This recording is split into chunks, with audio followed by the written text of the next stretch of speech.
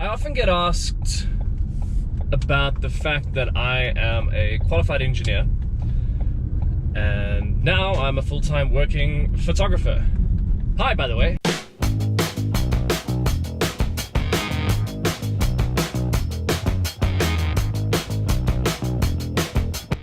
How's it going? I'm Henry, for those of you who don't know. Sorry, I'm new to this whole like YouTube vlogging video thing, so if I'm not doing it right, yeah, throw me a bone, right?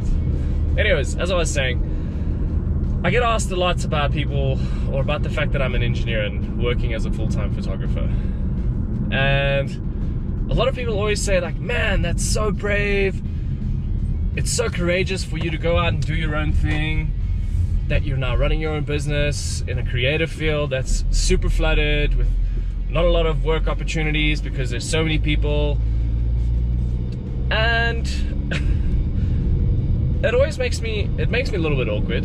I have mentioned this before. It makes me a little bit awkward about the fact that people think it's really amazing to follow your dreams, to follow your passion.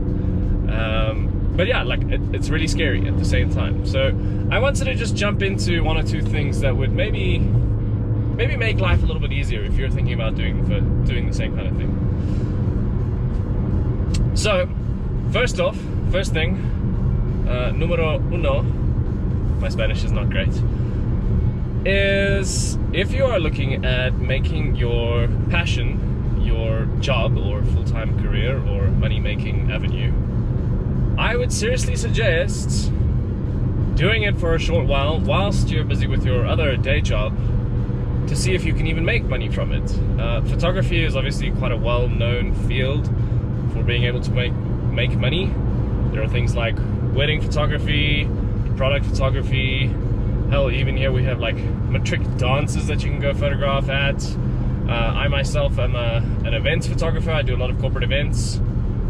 So yeah, first thing, go check out and see if you can actually make money in your given creative field, even if that's not what you're into. So if you're into knitting, I don't know why knitting is always the example, but if you're into knitting, can you make money from knitting? Can you, whilst you are busy with your full-time day job, sell a bunch of jerseys or scarves or whatever it is that people do with knitting? Can you do that?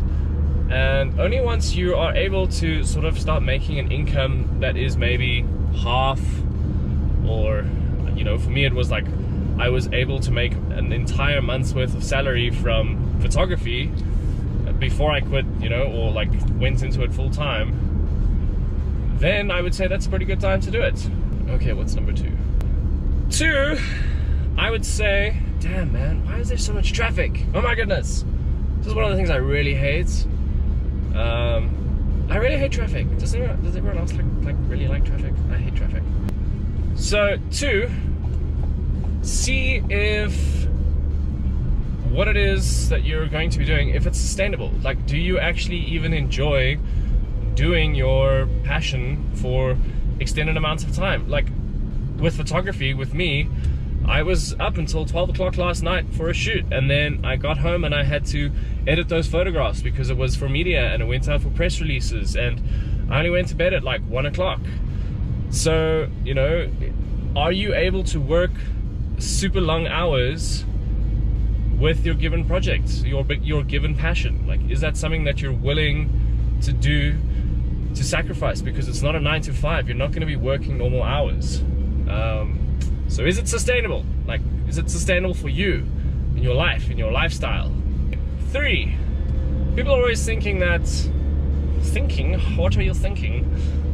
Well, people always think that, you know, oh my goodness, there's so many photographers, I could never make a career from being a photographer because there's just so many, everybody and his dog is a photographer. But my argument to that is, like, if you're a fisherman, are you going to go to the pond where there are no fishermen and possibly no fish, or are you going to go where everyone else is fishing because you know there's going to be fish?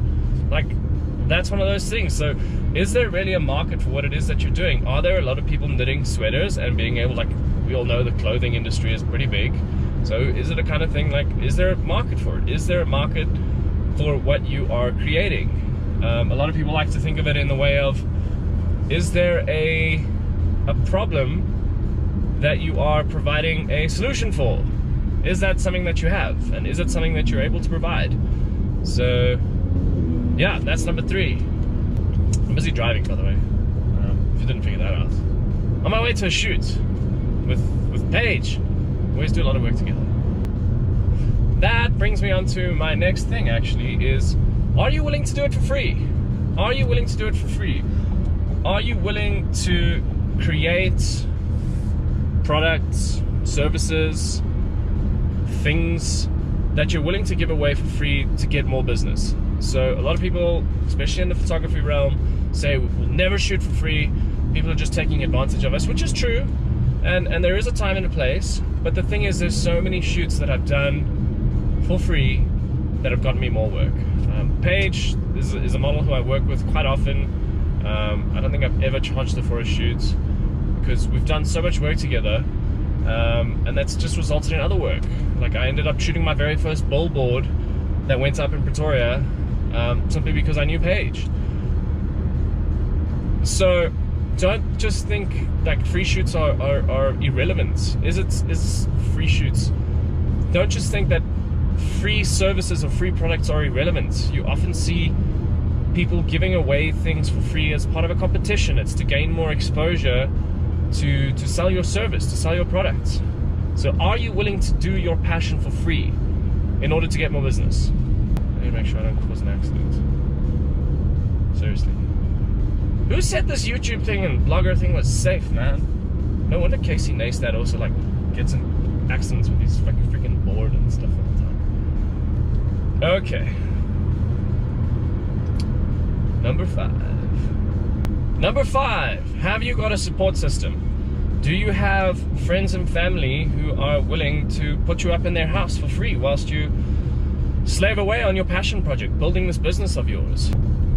Gary Vee is a big advocate right now for going to go live at your parents' place so that you don't have to pay rent, so that you're able to save up money, capital, to invest in your business, into your passion, into the thing that you love doing, so that you're able to create more of it, so that you're able to build a bigger business that you can take advantage of later. People often talk about passive income, and that's the whole idea about putting in the work now so that you can harvest the investment and the money and stuff later. Well, this is a big part of that. Is, do you have a support system of friends and family who are able to invest in you and your time and your business now so that you can all reap rewards for it later? Like, is that something that you have? Something that you need to think about. So there it is, my 5 tips for making your passion your job / career / money making avenue stream thing. It's not the only tips and advice in the whole wide world, I'm sure. I'm sure there are lots of different videos and articles and things on the internet about it, but that's what I would say. It's definitely 5 things that you need to keep in mind. Cool, I'm heading out to shoot now, as you already know. I'll check you later. Peace.